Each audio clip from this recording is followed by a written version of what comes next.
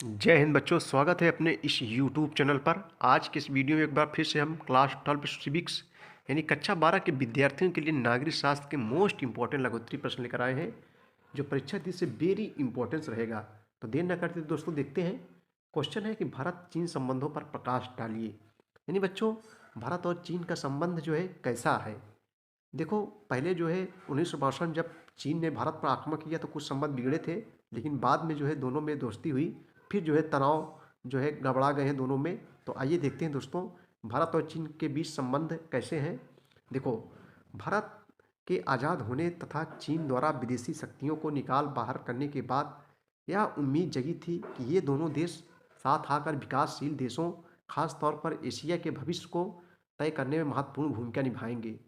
लेकिन कुछ समय के लिए हिंदी चीनी भाई भाई का नारा भी लोकप्रिय हुआ, यानी दोनों में दोस्ती हुई। दो, हिंदी चीनी भाई भाई का नारा भी लोकप्रिय हुआ। और भारत और चीन के बीच अरुणाचल प्रदेश के कुछ इलाकों और लद्दाख के अक्साई चीन क्षेत्र पर प्रतिस्पर्धी दावे के चलते 1962 में युद्ध हुआ। यानी भारत और चीन के बीच युद्ध भी हुआ, जिसमें भारत को सैनिक पराजय झेलनी पड़ी, जिसके कारण दोस्तों 1976 तक भारत चीन के बीच संबंध समाप्त हो रहे। लेकिन इसके बावजूद चीन में वैचारिक मुद्दों की जगह व्यवहारिक व्यवहारिक मुद्दे प्रमुख हो गए। अतः धीरे धीरे भारत चीन संबंधों में सुधार होने की जो है शुरुआत होने लगी।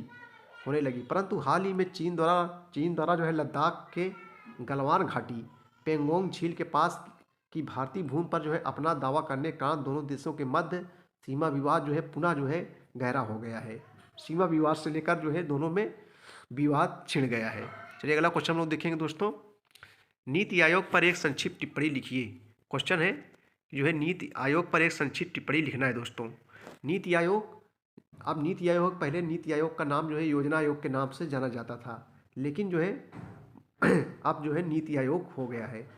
नीति आयोग पर एक संक्षिप्त टिप्पणी लिखना है। लघुत्तरी क्वेश्चन है, इंपॉर्टेंस है। देखो उत्तर देखेंगे हम लोग। स्वाधीनता के बाद हमारे देश ने तत्कालीन सोवियत संघ के समाजवादी संरचना को, देखो सोवियत संघ को अब रूस के नाम से जाना जाता है। स्वाधीनता के बाद हमारे देश ने तत्कालीन सोवियत संघ के समाजवादी संरचना को अपनाया, जिसमें योजनाएं बनाकर काम किया जाता था। योजना आयोग ने नियोजन इकाई के रूप में दशकों तक योजनाएं बनाने के काम को जो है अंजाम दिया है। लेकिन केंद्र में सत्ता परिवर्तन होने के बाद बच्चों 1 जनवरी 2015 को योजना आयोग के स्थान पर जो है अभी हमने जो बताया कि योजना आयोग के स्थान पर केंद्रीय मंत्रिमंडल के एक प्रस्ताव के द्वारा नीति आयोग का गठन किया गया। इसमें सहकारी संघवाद की भावना को केंद्र में रखते हुए अधिकतम शासन, न्यूनतम सरकार के दृष्टिकोण की परिकल्पना को स्थान दिया गया। प्रधानमंत्री नीति आयोग का जो है पदेन अध्यक्ष होता है तथा आयोग के उपाध्यक्ष की नियुक्ति प्रधानमंत्री के द्वारा की जाती है एवं प्रधानमंत्री के द्वारा नामित केंद्रीय मंत्रिमंडल के 4 सदस्य नीति आयोग के जो है पदेन सदस्य होते हैं।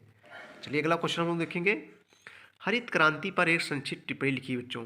हरित क्रांति बहुत सरला क्वेश्चन है। हरित क्रांति आएगा जरूर लिखना आप लोग, क्योंकि जो खेती बाड़ी किसानी से संबंधित है। हरित क्रांति पर एक संक्षिप्त टिप्पणी बच्चों लिखना है। देखो, क्रांति में से होता है एक परिवर्तन आ जाना, एक बदलाव आ जाना। देखो, हरित क्रांति की जो शुरुआत हुई थी बच्चों 1966 से 67 हुई थी। एक नंबर पूछ सकता है कि हरित क्रांति की शुरुआत कब हुई थी। तो हरित क्रांति की जो शुरुआत हुई थी 1966 से 67 हुई थी। इसके परिणाम स्वरूप जो है कृषि में क्रांतिकारी परिवर्तन आया था। हरित क्रांति से देश में खाद्यान्न जैसे गेहूँ, चावल, जौ, ये सब खाद्यान्न के अंतर्गत आते हैं। खाद्यान्न उत्पादन तथा खाद्यान्न गहनता दोनों में तीव्र जो है वृद्धि हुई और भारत अनाज उत्पादन के मामले में आत्मनिर्भर हो सका। हरित क्रांति के बाद बच्चों कृषि के मशीनीकरण के चलते कृषि हेतु प्रयोग होने वाली मशीनों के अलावा हाइब्रिड बीजों, कीटनाशक, खरपतवारनाशी तथा रासायनिक उर्वरकों की मांग में तीव्र वृद्धि हुई। परिणाम स्वरूप देश में इससे संबंधित उद्योगों का जो है अत्यधिक विकास हुआ। हरित क्रांति के फलस्वरूप बच्चों कृषि के विकास के लिए आवश्यक अवसंरचनाएं जैसे परिवहन सुविधा हेतु सड़कें, ट्यूबवेल द्वारा सिंचाई, ग्रामीण क्षेत्र में जो है विद्युत आपूर्ति, भंडारण केंद्रों और अनाज मंडियों का जो है विकास हुआ।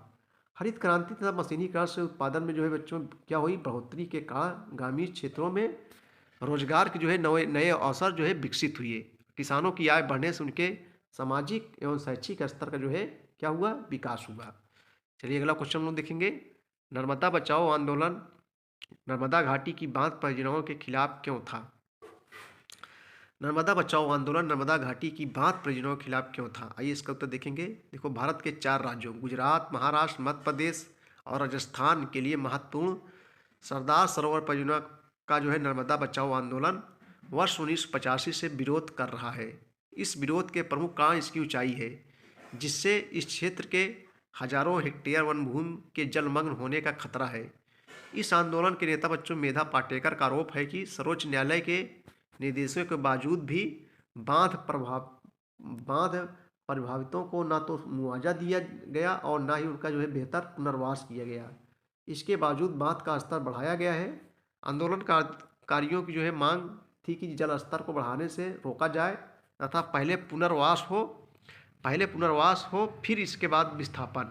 आधिकारिक आंकड़ों के अनुसार इस बांध के बनने से मध्य प्रदेश के 4 जिलों के 23,614 परिवार जो है प्रभावित हुए हैं। तो बच्चों, ये थे मोस्ट इम्पॉर्टेंट नागरिक शास्त्र के इम्पोर्टेंस क्वेश्चन।